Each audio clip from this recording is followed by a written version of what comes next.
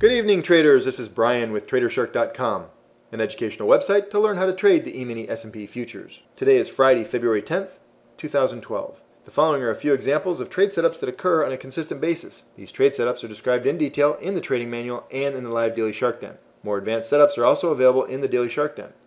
I want to first apologize for not being able to get the last few videos out and for this video being delayed. I am going to be working on those this weekend. Try to do some catch up so you can do those for review. Otherwise, we had a relatively low volume week. Today we are showing 5 trade setups for a potential profit of 24 ES ticks. Now I did not take all of these trades.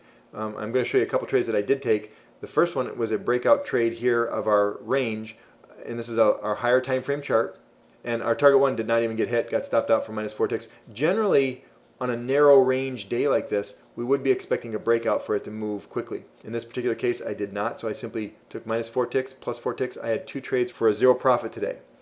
Notice how price action, this is a longer time frame anchor chart, and I want you to just notice how it remained within our channel that tends to be choppy anyways. I chose not to be taking any of these trades. It was right around the opening price, which was $13.37.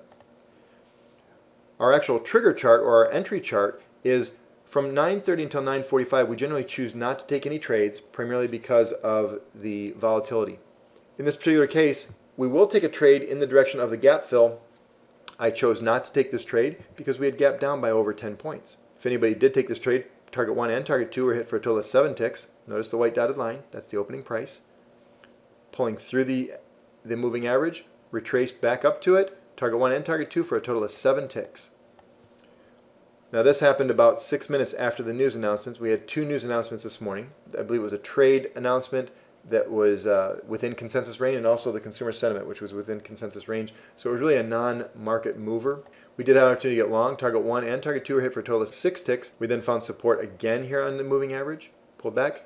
Another opportunity to get long. Target 1 and target 2 were hit for a total of 6 ticks. And then we went into what's called a no trade zone. Notice how narrow this no trade zone is. Since these are tick charts, this is a clear indication of the lower volume, higher volatility.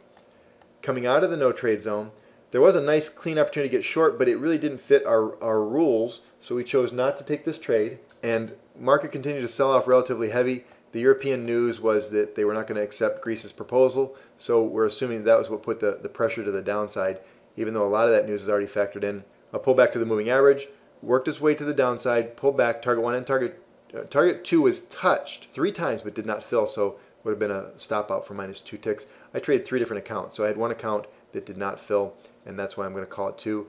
Some traders in the room may have very well have gotten their profit target because it did hit at 13.34.